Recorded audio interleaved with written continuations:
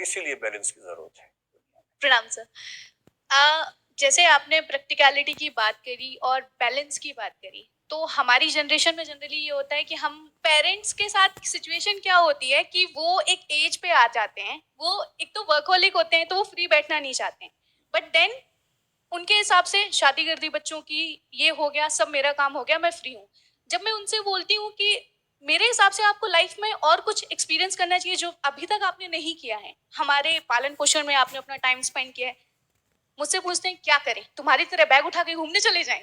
तो आपके हिसाब से क्या सोल्यूशन होगा कि मैं एज अ डॉटर या कोई भी बच्चा मेरी एज का उनको ये सजेस्ट कर सके कि वो अपनी जिंदगी को ये ना सोचें कि बस मैं 60 साल का हो गया तो हो गया? मतलब हम लोग जिस समाज में हैं अभी एक ट्रांजिशन के फेज में है, स्पेशली जो मिडिल क्लास में पेरेंट्स अभी हैं, ये लगभग आखिरी पीढ़ी है जिसको अपने सुखों की बहुत चिंता नहीं है, अपने बच्चों के सुखों के लिए सेक्रीफाइस कर चुके हैं। क्योंकि आप में से अधिकांश के पेरेंट्स वो हैं जिन्होंने बहुत स्ट्रगल करके आपको पढ़ाया है, बहुत पैसा बचा नहीं पाए हैं, और अगर थोड़ा बचा भी लिए तो खर्च करने का साहस उनके अंदर नहीं है। पैसा होता है कई लोगों के पास, खर्च करने का साहस नहीं होता। अपने ऊपर खर्च करने का तो और साहस नहीं होता, उनको आत्मग्लानि होती है, गिल्ट फीलिंग होती है कि मैंने अपने ऊपर खर्च कर लिया जबकि बच्चों के काम आने चाहिए पैसे। मेरे ख्याल से ये आखिरी पीढ़ी उस तरह की है मध्य वर्ग में, क्योंकि आपकी पीढ़ी जब पेरेंट बनेगी तो आप उतने परमार्थी टाइप के पेरेंट्स नहीं बनेंगे शायद, क्योंकि इसमें आपकी गलती नहीं है, समाज के ट्रांजिशन की गलती है, गलती भी नहीं है, नेचर है। इंडिविजुअलिज्म हमारे समाज में पहली बार ठीक से उभरना शुरू हुआ है मध्य वर्ग में। आज की जो नई पीढ़ी है, आप लोग हैं, आप लोग बुरे नहीं हैं, आप लोग इस नए समाज के प्रतिनिधि लोग हैं। आपको अपनी जिंदगी बिना कंप्रोमाइज के जीने की हैबिट काफी हद तक है, पेरेंट्स की तुलना में ज्यादा है। वो ड्रेसिंग सेंस से लेकर जिंदगी के फैसलों में हर जगह दिखती है। लड़कियों का अपने घर में आजादी मांगना अपने भाई के बराबर इसमें भी दिखता है। ये कहना कि मैं शादी नहीं करूंगी या नहीं करूंगा, पर काफी दूर तक इस बात को निभा पाना, ये कहते तो हर पीढ़ी है, लेकिन पिछली पीढ़ी बोलती थी 12 साल में की शादी नहीं करेंगे, 18 में शादी हो जाती थी। आपकी पीढ़ी 18 में कहती है शादी नहीं करेंगे, 30 में हो जाती है शादी। लेकिन 30 साल तक आप विवाह नहीं करेंगे। और आपकी पीढ़ी में क्योंकि विवाह बहुत लेट हो रहे हैं, एक्सपोजर बहुत ज्यादा है, बड़े शहरों में आप रहते हैं, दोस्ती का एक्सपोजर बहुत ज्यादा है, तो स्वाभाविक सी बात है कि वो सामाजिक ढांचा चल नहीं पाता जो आपके पेरेंट्स के समय में चलता था। इसलिए इश्क भी होता है, ब्रेकअप भी होता है, सामान्य बातें हो गई हैं, ये बड़े शहरों के युवाओं के बीच में सामान्य बातें हैं। विवाह की बहुत जरूरत भी आपकी पीढ़ी फील नहीं करती है, क्योंकि आपको लगता है कि क्यों किसी एक व्यक्ति को जिंदगी भर ढोएं, क्यों अपनी आजादी कम करें। आपको बेसिकली रूममेट की जरूरत है, ना कि पति या पत्नी की जरूरत है, और इसलिए आपको लगता है कि मैं क्यों अपनी आजादी से कंप्रोमाइज करूं। लिबरलिज्म ये पूरा विचार है, और लिबरलिज्म में इंडिविजुअल लिबर्टी का विचार सबसे केंद्र में रहता है।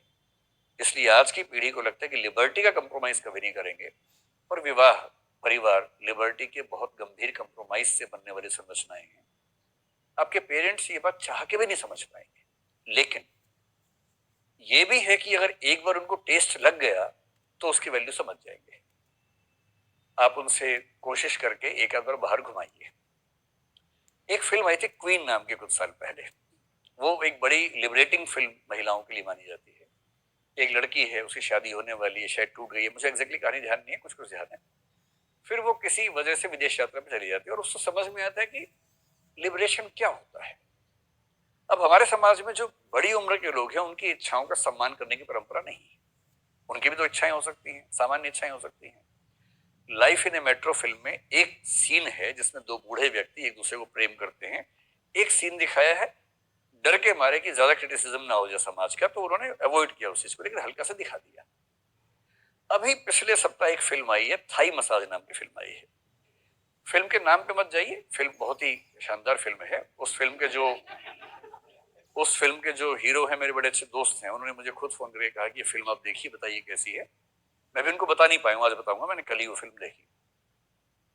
फिल्म में जो है वो सो है, वो तो आप देखेंगे, लेकिन एक जो मूल बात है वो ये है कि बड़ी उम्र का व्यक्ति जिसकी पत्नी की मृत्यु हो चुकी है, उसकी पत्नी 22 साल तक एक बीमार अवस्था में रही, उसको लकवा मार गया था, पैरालिसिस हो गया था।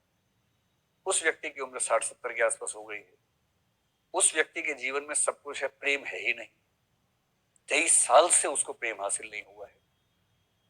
और उसके दोस्त सारे उस मुद्रा में आ चुके हैं कि चलो अब जागरण करेंगे, रात को ढोल बजाएंगे और चलो बुलावा आया है उस पर कर लेते हैं। बुलावा आने ही वाला उनको लग रहा है, और ये कह रहे हैं कि नहीं, मैं सामान्य जीवन जीने की इच्छा रखता हूं, तो उसमें क्या बुरी बात है। एक वृद्ध व्यक्ति अपना सामान्य जीवन जीने की इच्छा रखते हुए कैसे एक बहुत लंबी स्ट्रगल करता है, कुछ लोगों के सहयोग से एक जगह जाता है, वहां उसे ऐसा प्रेम उपलब्ध होता है जिसमें इमोशंस नहीं है, और वो खुद को सहज महसूस नहीं करता, मना कर देता है, और बाद में उसको इमोशंस के साथ एक प्रेम का प्रसंग नसीब हुआ।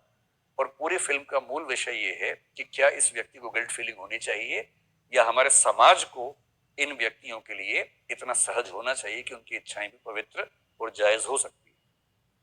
क्या होता है कि बड़े बूढ़ों की इच्छाओं का सम्मान करने की परंपरा है नहीं हमारे समाज में, और ये तभी होती है जब समाज समृद्ध होने लगता है।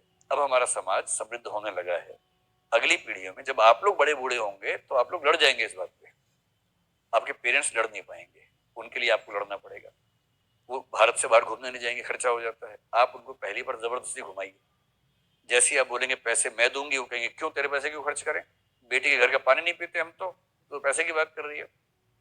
तो उनको झूठ बोलिए, उनको बोलिए कि मेरी कंपनी ने कहा है कि आप पेरेंट्स को कंपनी के खर्चे पर भेज सकती है, फिर तैयार हो जाएंगे, तुरंत तैयार हो जाएंगे। उसके बाद फिर फिर वो एक सेकंड में तैयार हो जाएंगे। और एक बार उनको थोड़ा यूरोप घुमा दीजिए या दुबई घुमा दीजिए, 3-4 दिन घूमेंगे तो उनको ये लगेगा कि दुनिया ऐसी भी है। और जब एक बार एहसास होगा, फिर वो 6 महीने बाद पूछे कि बेटा कंपनी का और कोई ऑफर नहीं आ रहा है, और कंपनी का तो पहले भी नहीं आया था।